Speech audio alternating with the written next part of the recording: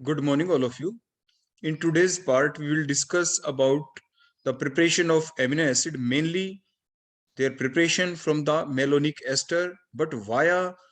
Smith rearrangement. हमारी जो लगभग जो प्रिपरेशन है वो हमारी कंप्लीट हो चुकी है। लास्ट जो हमारा मेथड था, मेथड नंबर 13 जो हमने कराया था, उसमें हमने ethyl एसिटो acetate means एसिटो acetic ester से हमने एमिनो एसिड को प्रिपेयर किया था via Smith rearrangement.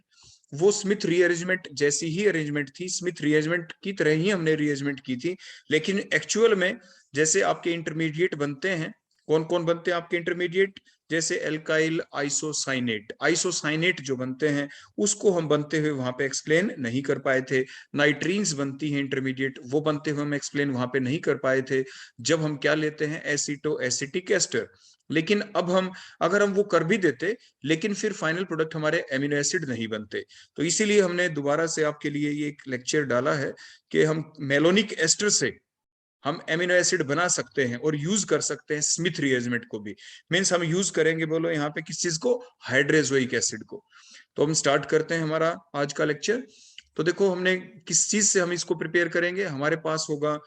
Malonic ester. देखो हमने ये मेलोनिक एस्टर लिया, वो भी एल्काइल मेलोनिक एस्टर लिया। ये चीजें हम आपको पहले भी इन डिटेल बता चुके हैं कि ये जो देखो ये इतना पार्ट है आपका, that is the malonic acid part, और इसमें हमने आर लगा दिया, so called as the malonic ester. और एक आर हमने जो अल्फा पोजीशन वाला कार्बन है उसके ऊपर लगा दिया, सो कॉल्ड द एल्काइल। देखो ये जो एल्काइल वर्ड है ना स्टार्ट में, एल्काइल, ये एक अल्फा कार्बन वाला जो आर है इसके लिए है। और नेक्स्ट मेलोनिक, क्योंकि मेलोनिक एसिड है। आगे जो एस्टर लिखा क्योंकि ओ आर है, देखो ये ओ आर जो लगे हुए ये इस चीज के लिए, so called as the alkyl malonic ester. तो बोलो ये कौन है आपके, एल्काइल मेलोनिक एस्टर। अब हम इसमें रिएक्शन देखो किस चीज के साथ करेंगे, हाइड्रोजोइक एसिड के साथ। हाइड्रोजोइक एसिड जैसे मैंने आपको पहले भी बताया था, इस एच को हम डायरेक्ट भी लिख सकते हैं, देखो इस टाइप से, इन ए स्ट्रेट वे। लेकिन क्योंकि हमें इसको लॉस होते हुए दिखाना है इसलिए हमने यहाँ पे लिखा। देखो हुआ क्या, एनएच बॉन्ड के दोनों इलेक्ट्रॉन नाइट्रोजन ने लिए और इसको डोनेट कर दिया गया इलेक्ट्रोफिलिक सेंटर की तरफ। इलेक्ट्रोफिलिक सेंटर कौन है बताएं, देखो दो दो एस्टरी ग्रुप है, दो दो एस्टरी ग्रुप है, तो किसी भी एक को ले लें आप। इस कार्बन के ऊपर देखो स्लाइड पॉजिटिव चार्ज और ऑक्सीजन के ऊपर क्या हो गया, स्लाइट नेगेटिव चार्ज। ऐसे ही ओ आर वाले ऑक्सीजन के ऊपर स्लाइट नेगेटिव चार्ज। अब होगा क्या, जो नाइट्रोजन जब अपने लोन पेयर को डोनेट करेगा on the electrophilic centre, means new bond formation होगी in between the nitrogen and the carbon atom. तो जो कार्बोनिल ग्रुप वाला कार्बन है उसकी वैलेंसी 5 हो जाएगी, लेकिन 4 से ज्यादा वैलेंसी अपनी एक्सीड कर नहीं सकता कार्बन, इसलिए गुड लिविंग ग्रुप यहाँ पे ओ आर है। तो when the nitrogen donate their electron pair density towards the carbonyl group carbon atom, the valency of the carbon atom exceed from 4. So due to the presence of that easy leaving group, that is the OR, so that oxygen atom obstruct these bond pair electron towards itself. देखो इन OR के CO bond के दोनों electrons को oxygen ने अपनी तरफ देखो ले लिया, OR नेगेटिव निकल गया, और यहां से बोलो कौन निकला था, H, और यहां से बोलो कौन, OR। Means overall loss of alcohol molecule takes place. और उसके बाद ये आपकी फाइनल देखो नेक्स्ट स्ट्रक्चर बन गई, नेक्स्ट इंटरमीडिएट स्ट्रक्चर आपकी बनी, जिसमें क्या देखा, कार्बन और नाइट्रोजन के बीच देखो नया बॉन्ड बन गया। देखो ये सी और एन के बीच में ध्यान देंगे। और आगे बची हुई जो स्ट्रक्चर है, देखो ये 3 नाइट्रोजन, ये तो उसी सीक्वेंस में है, देखो द सेम सीक्वेंस, बिल्कुल सेम सीक्वेंस में है। उसके बाद पीछे जो अल्फा कार्बन वाला कार्बन था वो भी देखो ऐसा ही है हमारा, उसके ऊपर एक एस्ट्रिक ग्रुप अभी भी रिमेनिंग है, देखो ये ऊपर वाला एस्ट्रिक ग्रुप। तो इस टाइप से आप कंपेयर कर सकते हैं। जब भी आप किसी भी ऑर्गेनिक रिएक्शन को पढ़ते हैं और उसमें नेक्स्ट स्ट्रक्चर आप ड्रा करें, तो उसको प्रीवियस के साथ आप जरूर मैच करते हुए चले। मींस कहीं कोई ग्रुप की पोजीशन तो आपने गलती से कोई चेंज नहीं कर दी, क्योंकि एक बार चेंज हुई तो पूरा जो मैकेनिज्म है आपका लास्ट तक ही गलत हो जाएगा। साथ के साथ आप उसको क्रॉस चेक करते हुए जरूर चले।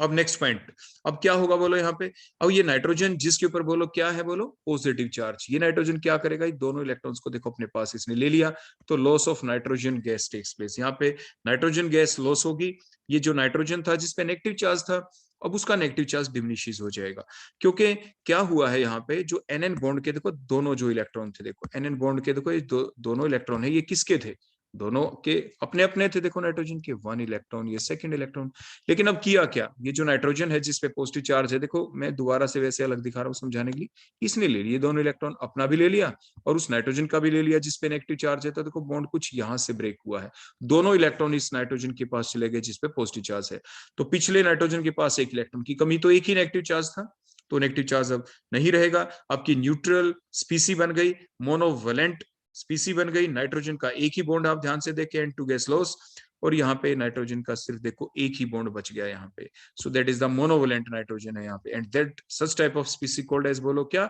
नाइट्रीन्स, आप इन्हें नाइट्रीन्स कहते हैं। So the monovalent neutral, neutral भी है, मोनोवेलेंट भी है, so the monovalent neutral reactive unstable species form during the reaction called as the nitrenes, आप इन्हें नाइट्रीन्स कहते हैं, तो ये नाइट्रीन्स बन गई। उसके बाद अब नेक्स्ट क्या हुआ, देखो ये जो पूरा बड़ा ग्रुप है उसी टाइप से ध्यान दे, देखो ये जो पूरा बड़ा ग्रुप है, ये ग्रुप ये क्या करेगा विद इलेक्ट्रॉन्स, देखो ये दोनों इलेक्ट्रॉन को लेके, इसलिए मैं इसको थोड़ा और आगे तक दिखा दूं, देखो ये ग्रुप इस, देखो इस टाइप से क्लीवेज होगा यहाँ से, इन दोनों इलेक्ट्रॉन को लेके, ये देखो ये वाला कार्बन, ये कार्बन जिसके ऊपर sp ग्रुप है, ये दोनों इलेक्ट्रॉन लेके और इस नाइट्रोजन के ऊपर देखो इस टाइप से अटैक करेगा। तो अब हम अटैक करते हुए दिखाते हैं, दोनों इलेक्ट्रॉन्स को ही लेके जाएगा, देखो इस टाइप से नाइट्रोजन पे अटैक ऐसा करेंगे, तो ये जो कार्बन, क्योंकि देखो बॉन्ड का क्लीवेज हो गया ना यहाँ से, तो कार्बोनिल ग्रुप वाले कार्बन के ऊपर बोलो कैसा चार्ज आ जाएगा, ऐसे तो पॉजिटिव चार्ज आ जाएगा, देखो हमने देखो लगा दिया, चलो देखो शो कर रहे हैं ये पॉजिटिव चार्ज, लेकिन ये पॉजिटिव चार्ज ताकि ना आए, तो नाइट्रोजन जिसके पास लोन पेयर है, ये मोनोवेलेंट वाली नाइट्रोजन, ये क्या करेगी साथ के साथ अपने इलेक्ट्रॉन पेयर को देखो ऐसे शिफ्ट करेगी, देखो यहाँ पे देखो ये हमने शिफ्ट कर दिए, तो जिसकी वजह से एल्काइल शिफ्ट भी हुआ और आपकी ये स्पीसी बन गई। नेक्स्ट बोलो कौन बन गए आपके, आइसोसाइनेट, बोलो कौन बन गए यहाँ पे, आइसोसाइनेट बन गए। उसके बाद अब हम करेंगे हाइड्रोलिसिस, क्लियर हो गया आपका। अब हम करेंगे हाइड्रोलाइसिस, हाइड्रोलाइसिस करेंगे तो देखो कहाँ कहाँ से होगी, कार्बन नाइट्रोजन के बीच के जो बॉन्ड होते हैं they are very highly sensitive toward the hydrolysis, देखो इस टाइप से, कार्बन के ऊपर देखो स्लाइट पॉजिटिव चार्ज, नाइट्रोजन के ऊपर slight negative charge, first bond break होगा तो नाइट्रोजन की तरफ H पॉजिटिव और ऑक्सीजन के पास क्या दिखाएंगे OH negative, second bond break होगा तो फिर से उसी टाइप से नाइट्रोजन के पास H पॉजिटिव, कार्बन के पास OH नेगेटिव, तो यहाँ पे तो NH2 ग्रुप लग गया, यहाँ से कौन निकला H2CO3, देखो इस पार्ट से एक कार्बन के ऊपर एक से ज्यादा OH, तो देखो ये वाटर लॉस होते हुए दिखाएंगे, तो क्या क्या लॉस हुआ बोलो यहाँ से, तो आपका H2O प्लस CO2, सेकंड यहाँ पे एस्ट्रिक ग्रुप भी है, देखो एस्ट्रिक ग्रुप है तो इसकी भी देखो हाइड्रोलाइसिस के दौरान क्या होगा, कार्बोनिल ग्रुप वाले कार्बन की तरफ तो बोलो कौन लगेगा यहाँ पे OH नेगेटिव, और दूसरी साइड में O नेगेटिव की तरफ H पॉजिटिव, मींस एल्कोहल भी लॉस हो गया, देखो ये ROH हमने शो कर दिया, तो एल्कोहल भी आपके लॉस हो गए।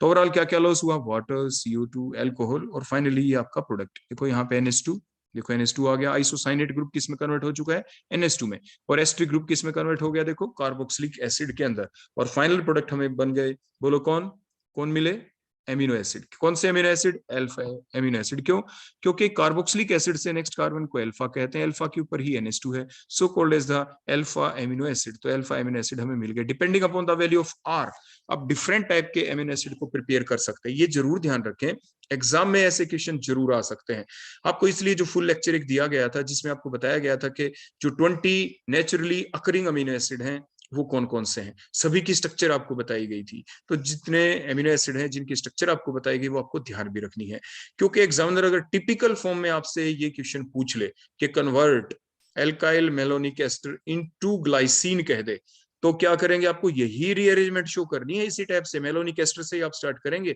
एल्काइल मेलोनिक एस्टर से ही स्टार्ट करेंगे, सिर्फ डिफरेंस इतना रहेगा कि शुरू में जो आप एल्काइल मेलोनिक एस्टर है उसमें R की वैल्यू क्या पुट करें,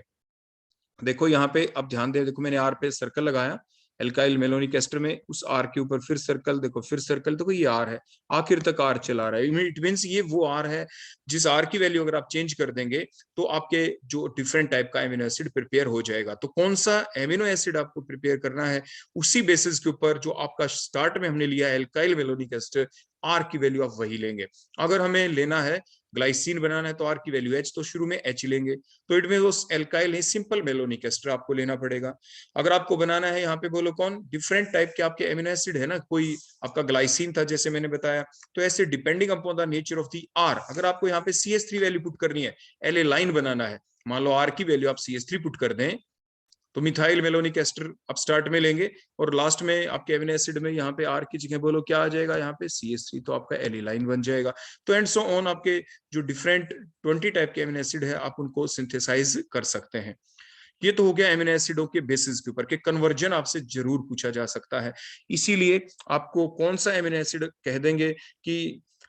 आपके एल्काइल मेलोनिक एस्टर से अमीनो एसिड बनाए, सिंपल ऐसा कह देते कोई परेशानी नहीं, आप बना देंगे कि अमीनो एसिड बन गया। लेकिन अगर आपको आर की वैल्यू याद नहीं कि कौन सा अमीनो एसिड के अंदर आर की वैल्यू क्या होती है, और वो नाम फिक्स कर देंगे, कह देंगे कि भाई आप यहाँ पे वैलिन बनाए, आपको कह दें यहाँ पे ल्यूसीन बनाए, आपको कह दें आइसोल्यूसिन बनाए, मीन्स कुछ भी कह सकते हैं, आपको कहें सिराइन बनाए, सिस्टीन बनाए, एंड सो ऑन, कोई भी नाम एग्जामिनर ले सकता है एग्जाम में कि एल्काइल मेलोनिक एस्टर को उस पर्टिकुलर एमिनो एसिड में कन्वर्ट करे। तो इसीलिए आप जरूर ध्यान रखें 20 के 20 एमिनो एसिड की स्ट्रक्चर आप जरूर ध्यान रख लें, तभी आप आर की वैल्यू को प्रॉपरली एग्जाम में चेंज कर पाएंगे और आपको फुल मार्क्स मिल जाएंगे। अदरवाइज देखो आपने याद भी किया ये क्वेश्चन जो अभी मैंने आपको कराया कि एल्काइल मेलोनिक एस्टर को आप कन्वर्ट करें एमिनो एसिड में वाया स्मिथ रीअरेंजमेंट, आपने याद भी किया, लेकिन फिर भी आपको मार्क्स नहीं मिल पाएंगे चाहे आप कंप्लीट मैकेनिज्म लिख लें, क्योंकि फाइनल आपने आर की वैल्यू तो फिक्स नहीं की ना,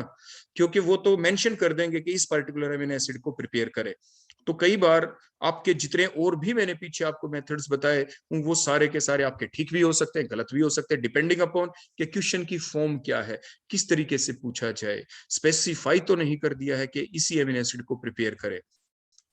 अब दूसरी चीज, अब जो ये रीअरेंजमेंट है कंप्लीट, अब की बार आपने ध्यान दिया होगा कि जो हमने अटैक किया यहाँ पे बिल्कुल पूरे के अंदर, वो किसके ऊपर अटैक करते हुए हमने दिखाया था बिल्कुल स्टार्टिंग में, हाइड्रोजोइक एसिड का, देखो इस एस्टेरिक पार्ट के ऊपर, एस्टेरिक पार्ट के ऊपर। और हमने आपको पहले बताया था कि जो स्मिथ रीअरेंजमेंट होती है उसके अंदर हम आमतौर पर लेते क्या है, कार्बोक्सिलिक एसिड लेते हैं। अगर यहाँ पे हम एस्टेरिक पार्ट की जगह एक जगह पे कार्बोक्सिलिक एसिड होता COOH, और फिर हम अटैक करना स्टार्ट कर देते हैं हाइड्रोक्लोरिक एसिड का, नाउ दैट होल रीअरेंजमेंट आखिर में जो NH2 ग्रुप देखो बन गया,